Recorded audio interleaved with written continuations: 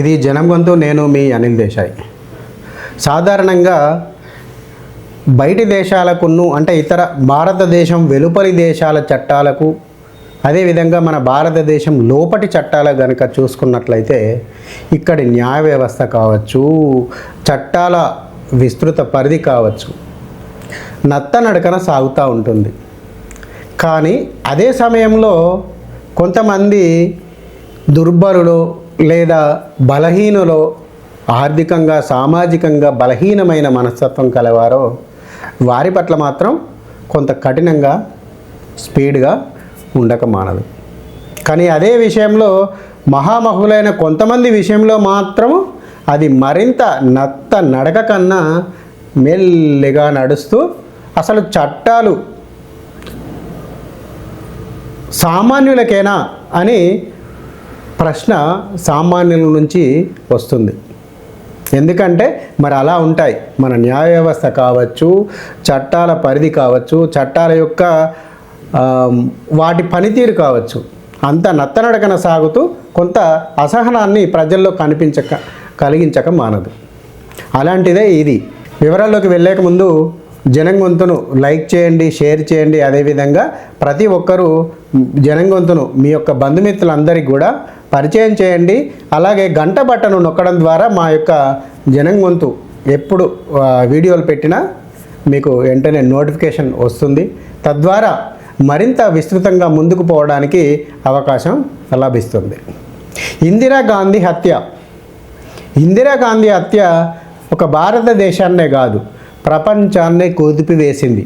నాడు 1984 అక్టోబర్ 31వ తేదీన తన అంగరక్షకుల చేత మాత్రమే ఆమె హత్య చేయబడింది. ఇది అందరికీ జగద్విదితం. ఎందుకంటే ఒక దేశాధినేత ప్రధానమంత్రి హోదాలో ఉన్న ఆమెను అతిపెద్ద ప్రజాస్వామ్యం కలిగిన ఒక దేశానికి ప్రధానమంత్రి అయినటువంటి ఇందిరాగాంధీని ప్రధానమంత్రి హోదాలో ఉండగా ఆమె అంగరక్షకులే ఆమెను కాల్చి చంపడం అనేది ప్రపంచాన్ని నివ్వెరపరిచింది.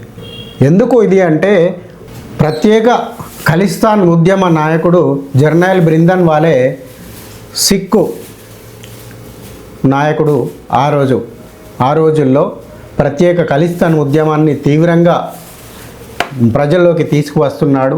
పంజాబు స్వయం ప్రతిపత్తి లేదా ప్రత్యేక దేశ ఏర్పాటు ఉద్యమంతో ఆయన ఉద్యమాన్ని సాగించాడు. ఆ ఉద్యమ సమయంలో ఆయన అమృత్సర్లోని గోల్డెన్ టెంపుల్లో సిక్కుల పవిత్ర దేవాలయమైనటువంటి గోల్డెన్ టెంపుల్లో దాక్కున్నాడంటూ ఇందిరాగాంధీ అప్పుడు ఆర్మీని సిక్కు దేవాలయమైన గోల్డెన్ టెంపుల్ పైకి అమృత్సర్లోని దేవాలయంలోనికి పంపించింది.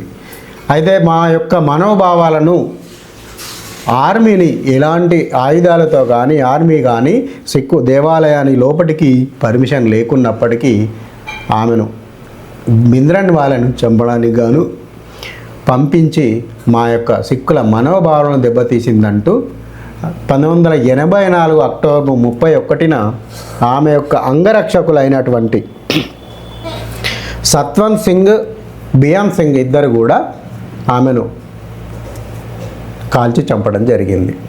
వెంటనే ఇతరత్ర ఉన్న మిగతా అంగరక్షకులు కూడా తేరుకొని ఆ సమయంలో ఆ యొక్క వీరిని కూడా అక్కడికక్కడే కాల్చి చంపివేశారు. అది వేరే సంగతి. అయితే అనంతరము వెంటనే దేశవ్యాప్తంగా ఒక తీవ్రమైన భయాందోళనలు రేగి ఆ సమయంలో తీవ్రమైన భయాందోళనలు కలిగి వారందరూ ఎక్కడికక్కడ సిక్కు కనిపిస్తే చాలు చంపడం మొదలుపెట్టారు. అల్లర్లు చెలరేగాయి. ఒక దేశ ప్రధానమంత్రి చనిపోయిందని తెలిసిన వెంటనే ఎక్కడికక్కడ కాంగ్రెస్ శ్రేణులు దొరికిన సిక్కును దొరికినట్లుగా చంపడం మొదలుపెట్టారు. ఆ సమయంలో ప్రతిపక్షాలు ఇది ఏంది, అల్లర్లకు కారణం ఏంటి, ఎందుకు ఇలా వ్యవహరిస్తున్నారు, మూర్ఖత్వంగా ఎందుకు ప్రయత్నిస్తున్నారు అని అంటే ఒక మహావృక్షం నేలకూలినప్పుడు ఇలాంటి చీమలెన్నో చనిపోవడం సహజమే కదా అంటూ కాంగ్రెస్ నాయకులు సెలవిచ్చారు. అంటే చూడండి, ఇందిరాగాంధీని హత్య చేయడం మూలంగా మిగతా సామాన్య ప్రజలు మరి వీరికి ఏం సంబంధం? ఇందిరాగాంధీని చంపడంలో అంగరక్షకులు ఏదైతే ఏ చీకటి శక్తులతో ఒప్పందం కుదుర్చుకొని ఆమెను హత్య చేశారో ఆ చీకటి శక్తులకు ఇక్కడ సామాన్య ప్రజలైన వీరికి సంబంధం ఏమిటి? ఇది మనం అర్థం చేసుకోవాల్సిన విషయం. కానీ దాదాపు జరిగిన అల్లర్లలో అధికారిక లెక్కల ప్రకారంగానే 3,000 మంది చనిపోయారని చెప్పి అప్పటి ప్రభుత్వం అధికారికంగా లెక్కలు తేల్చి చెప్పింది. కానీ అనధికారికంగా దాదాపు 8,000 నుండి 15,000 మంది వరకు కూడా చనిపోవచ్చు. ఎందుకంటే ఇదొక ఢిల్లీ ప్రాంతానికే కాకుండా దేశవ్యాప్తంగా హర్యానా, గుజరాత్, బీహార్, బెంగాల్, ఇలాంటి పంజాబ్, ఇలాంటి ఇన్ని రాష్ట్రాల ఉత్తరాది రాష్ట్రాల్లో చాలా వరకు కూడా ఎక్కడికక్కడ సిక్కులు కనిపిస్తే చాలు అప్పటి చీకటి మూకలు వారిని చంపడం మొదలుపెట్టాయి. ఇలా లెక్కకు లేనన్ని హత్యలు జరిగాయి. కేవలం ఇంత జరిగినా కూడా, ఇన్ని వేల మంది చనిపోయినా కూడా అధికారికంగా ఢిల్లీలో నమోదైన కేసులు కేవలం 587 మాత్రమే ఆ రోజుల్లో. అంటే అధికారికంగా వారి మీద ఎంత ఒత్తిడి ఉందో మనం అర్థం చేసుకోవచ్చు. ఇన్ని వేల మంది చనిపోయినప్పటికి కూడా రికార్డైన కేసులు 587. ఈ 587 కేసుల్లో కూడా దాదాపు 90% కేసులు సాక్ష్యాలు లేని కారణంగా కొట్టుకుపోయాయి. కానీ అందులో ఒక కేసు ఇటీవల సుప్రీంకోర్టు ఆయనకి మరణశిక్ష విధించడం జరిగింది. అంటే న్యాయము 40 ఏళ్లకు సామాన్య ప్రజలను ఎవరైతే చంపివేశారో ఆ సామాన్య ప్రజలకు 40 ఏళ్ల తర్వాత న్యాయం దొరికింది. అంటే ఇక్కడి కోర్టులు, ఇక్కడి వ్యవస్థ ఎంత మేరకు వారిపై రాజకీయ నాయకులు ఎంత మేరకు వారిపై పట్టు కలిగి ఉంటారో, న్యాయ వ్యవస్థపై, చట్టాల వ్యవస్థపై ఎంత పట్టు కలిగి ఉంటారో ఈ యొక్క సంఘటన చాలు, మనకు ఈ యొక్క కేసు చాలు. సామాన్యునికి న్యాయం జరగడానికి 40 ఏళ్ళు పట్టింది. అంటే ఇంత చేసినా అతనికి సుప్రీంకోర్టు ఉరిశిక్ష విధించినా వీళ్ళకి న్యాయం జరిగినట్లేనా అంటే జరగనట్లే. కానీ ఒక నేరస్తుని శిక్షించడానికి మన ప్రభుత్వాలకు, మన చట్టాలకు 40 ఏళ్ళు పట్టింది అని మనం ఇక్కడ అర్థం చేసుకోవాలి. అతను ఎవరో కాదు, సజ్జన్ కుమార్. ఢిల్లీలోని ఆయన వెంటనే ఆ రోజుల్లో ఇందిరాగాంధీ హత్య జరిగిన వెంటనే ఆయన తన కార్యాలయంలో అప్పుడున్న రౌడీ మూకలను, కొంతమంది శ్రేణులను పిలిపించుకొని ఒక మహావృక్షం నేలకూలింది, దానికి ప్రతీకార చర్య మనం చేయాల్సిందే, మన తల్లి లాంటి అమ్మను చంపివేశారు, ఆమెకు ప్రతిగా మనము శత్రుత్వాన్ని కొనసాగించాల్సిందే, మనం పగ తీర్చుకోవాల్సిందే అంటూ పిలుపునిచ్చారు. మీరు ఎంతమంది ఎన్ని సిక్కు తలకాయలు పట్టుకొస్తే అన్ని తలకాయలకు ఇంత అంటూ రేటు కూడా ప్రకటించారు.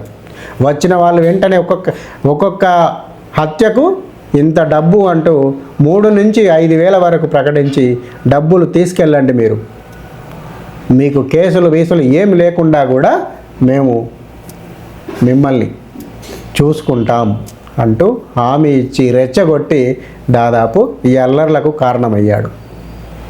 ఈయన కూడా ఎందుకంటే ఇంత బలంగా ఇప్పటికి 40 ఏళ్ల తర్వాత కూడా ఆయనకు ఉరిశిక్ష పడింది అంటే ఎవరైతే డబ్బులు తీసుకున్నారో, డబ్బులు తీసుకున్నవారు నేను తీసుకున్నాను డబ్బులు ఈ హత్యల కోసం అని చెప్పి వాళ్ళు చెప్పారు, ఆయన డబ్బులు ఇస్తానన్నాడని చెప్పిన వాళ్ళు, ఆయన ప్రకటన ఈ విధంగా చేశాడు అని అన్ని బలమైన సాక్ష్యాలు ఆయనకు వ్యతిరేకంగా ఇప్పటి వరకు నిలబడడం మూలంగా మాత్రమే ఆయనకు ఈరోజు ఉరిశిక్ష పడింది. సజ్జన్ కుమార్ అనే వ్యక్తికి ఈరోజు ఉరిశిక్ష పడింది. అంటే ఈ ఉరిశిక్ష కూడా మీరు అర్థం చేసుకోండి, అసలు ఎవరి కోసం, ఎవరి వల్ల, ఏ కుటుంబాన్ని నిలబెట్టడానికి ఈయన హత్యలకు పూనుకున్నాడు. మరి ఆ కుటుంబం ఈరోజు ఎలా ఉంది? ఈ ఇన్ని హత్యలకు వేలాది హత్యలకు కారణమైన వ్యక్తులు శిక్షలకు గురయ్యారు, కానీ ఆ కుటుంబానికి సంబంధించిన వ్యక్తులు మాత్రము ఇప్పటికీ కూడా మంచి అధికారికంగా ఈ ప్రపంచాన్ని దేశాన్ని శాసించగలిగే స్థాయిలో ఉన్నారు. అంటే చూడండి, ఇక్కడ బలైపోయింది ఎవరు అని మనం కనుక చూసుకున్నట్లయితే సామాన్య ప్రజలే. ఇక్కడ ఆ కుటుంబం బాగానే ఉంది, వారు రాజకీయంగా అప్పటి నుంచి కూడా మరింత బలంగా దాదాపు 2014 వరకు కూడా అధికారికంగా పదవుల్లో ఉన్నారు. దేశం రాజ్యం మొత్తం వారి చేతుల్లోనే ఉంది. ఇక్కడ చూస్తే మాత్రము ఇటు చాలా వరకు నిరాశ్రయులయ్యారు. ఎవరైతే ఆ హత్యలకు గురికాబడ్డారో, సిక్ సోదరులు ఎవరైతే చంపివేయబడ్డారో వాళ్ళందరూ కూడా నిరాశ్రులయ్యారు.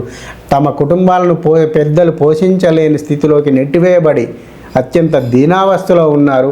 తదనంతర కాలంలో తమలో మనల్ని మా కుటుంబాల వ్యక్తులను ఈ వ్యక్తులు చంపివేశారన్నా కూడా సాక్ష్యం దొరకని స్థితిలోకి నెట్టివేయబడ్డారు. అదేవిధంగా చాలామంది కూడా ఆ హత్యలకు పురికొల్పి హత్యలు చేసి కూడా చట్టం అనే చట్టంలోంచి తప్పించుకొని దర్జాగా జనబాహుల్యంలో తిరుగుతూనే ఉన్నారు. కానీ లాభపడింది ఎవరైతే హత్య చేయించారో ఆ హత్యలకు మూల కారణమైన వ్యక్తులకు మాత్రము ప్రజలు కానీ ప్రభుత్వాలు కానీ చట్టం కానీ ఇంతవరకు అసలు ఆ పరిధిలోకే తీసుకురాలేదు. ఇది ఒక సామాన్యుడి ఆవేదనగా ఈరోజు మీ ముందు యొక్క విషయాన్ని నేను మాట్లాడుతున్నాను. ఎవరి కోసమైతే ఈ హత్యలు, ఎన్ని వేల హత్యలు జరిగాయో వారిని ఎందుకు ఈ చట్టం పరిధిలోకి తీసుకురాలేదు? ఈ హత్యలకు మూల కారణం అనే మూల వ్యవస్థలోకి A1గా ఎందుకు తీసుకురాలేదు ఆ కుటుంబాన్ని అని నేను సామాన్యుడిగా ప్రశ్నిస్తున్నాను.